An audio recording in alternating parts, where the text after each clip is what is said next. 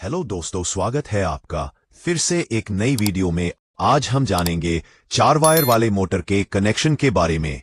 दोस्तों, अक्सर हमने देखा है कि मोटर से 3 वायर्स निकलती है, लेकिन अगर आपके पास ऐसी मोटर है जिसमें से 4 वायर्स निकल रही है तो ये आपके लिए और भी अच्छा है।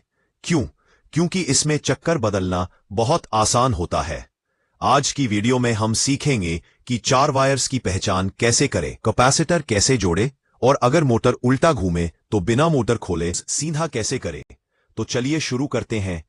इन 4 वायर्स में 2 जोड़े होते हैं, एक पेयर रनिंग का और एक स्टार्टिंग का। ज्यादातर कंपनी 2 अलग रंग की वायर्स देती है, जैसे 2 रेड और 2 काली, मगर हमने चारों वायर को सेम कलर रखा है ताकि आपको और अच्छे से समझ आ जाए। देखिए, इस मोटर से 4 वायर निकल रही है। इनमें से 2 वायर को जोड़ के कॉमन बनाना है, एक स्टार्टिंग और एक रनिंग। इन्हें पहचानने का सबसे आसान तरीका है मल्टीमीटर। तो दोस्तों, हम इस प्रक्रिया को सबसे पहले मल्टीमीटर से टेस्ट करके आपको बता रहे हैं। और मल्टीमीटर को हम कॉन्टिन्यूटी मोड में लेंगे दोस्तों। इसके दोनों लीड को जब शॉर्ट करेंगे तो इसमें बीप की आवाज आएगी दोस्तों। मल्टीमीटर के दोनों वायर को मोटर के किसी भी दोनों वायर में शॉर्ट करेंगे और हमको रीडिंग जब मिलेगा तो वो बाइंडिंग रनिंग बाइंडिंग होगा या स्टार्टिंग बाइंडिंग का। तो दोस्तों, ये दोनों वायर कॉन्टिन्यूटी बता रहा है, तो ये दोनों वायर एक ग्रुप है। ये रनिंग होगा या स्टार्टिंग भी हो सकता है। और ये दोनों जो बचा है इसका भी कॉन्टिन्यूटी हम चेक करेंगे, ये भी कॉन्टिन्यूटी बता रहा है, तो ये वायर भी दोनों बाइंडिंग में से कोई एक वायर होगा। दोस्तों, इन चारों वायर में से हमें ये तो मालूम हो गया कि ये दोनों वायर एक बाइंडिंग का वायर है और ये दोनों वायर एक बाइंडिंग का वायर है। अब जिस बाइंडिंग में सबसे ज्यादा रेजिस्टेंस मिलेगा वो हमारा स्टार्टिंग बाइंडिंग होगा। तो दोस्तों, इसमें हमें 36 रेजिस्टेंस मिल रहा है, यानी कि इन दोनों वायर में हमें ज्यादा रेजिस्टेंस मिल रहा है, तो ये दोनों वायर स्टार्टिंग बाइंडिंग का होगा।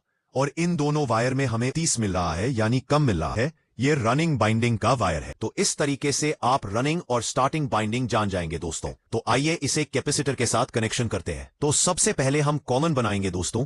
एक रनिंग और एक स्टार्टिंग बाइंडिंग को लेकर हम कॉमन बना देंगे। तो ये दोनों स्टार्टिंग बाइंडिंग का है और ये दोनों रनिंग बाइंडिंग का है।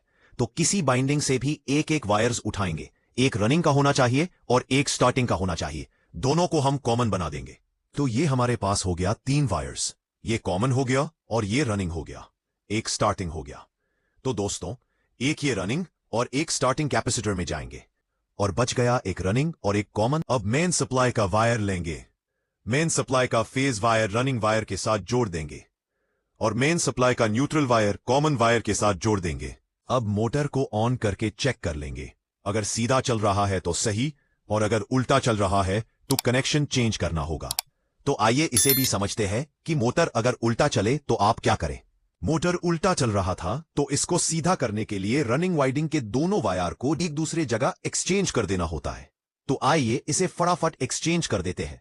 जो वायर कॉमन के साथ है उसको हटाएंगे, कैपेसिटर के साथ जोड़ देंगे, और जो वायर कैपेसिटर के साथ है उसको कॉमन के साथ जोड़ देंगे। अगर गलती हो जाए तो क्या होगा? अगर आपने फेज को स्टार्टिंग प्लस कैपेसिटर वाले जॉइंट पर दे दिया, मोटर शुरू में तो घूमने लगेगी, शायद उल्टा घूमे, लेकिन मोटर की ताकत टॉर्क बहुत कम होगी। कुछ ही मिनट या घंटे में मोटर से धुआं निकलने लगेगा, क्योंकि स्टार्टिंग वाइंडिंग लगातार लोड नहीं उठा सकती। मोटर ऑन करने के बाद अगर वो बहुत ज्यादा गर्म हो रही है या हमिंग साउंड कर रही है तो तुरंत स्विच ऑफ करें और चेक करें कि कहीं आपने स्टार्टिंग कॉइल को तो मेन सप्लाई नहीं दे दी। याद रखें, इलेक्ट्रिसिटी के काम में सेफ्टी का ध्यान जरूर दें। कनेक्शंस बदलने से पहले पावर सप्लाई जरूर बंद कर दें और कैपेसिटर को डिस्चार्ज कर लें। तो दोस्तों, इस तरह से आप किसी भी 4 वायर वाले मोटर पंप का कनेक्शन आसानी से कर सकते हैं। मुझे उम्मीद है कि ये वीडियो आपको पसंद आई होगी, और पसंद आई हो तो इसे लाइक कीजिए और अपने दोस्तों में भी शेयर कीजिए। और मेरे चैनल में अगर नए हो तो इसे सब्सक्राइब करके साइड का बेल आइकन जरूर दबाइए, क्योंकि मैं इस प्रकार की वीडियो लेकर आता रहता हूं। तो फिर मिलते हैं नेक्स्ट वीडियो में, तब तक के लिए अलविदा।